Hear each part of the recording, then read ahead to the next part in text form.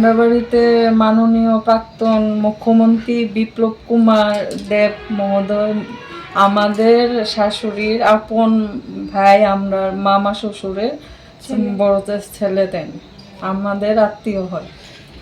আজকে কি হয়েছে?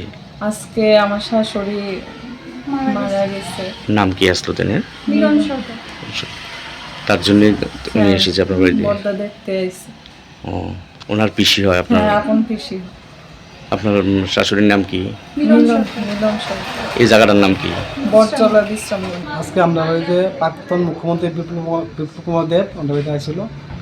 আমার আপন মামাতো ভাই, আমার মার আপন ভাইয়ের ছেলে। হ্যাঁ, আজকে এসে মারা গেছে। কে মারা গেছে? মামা তোমার মার নাম কি? মিলন সরকার।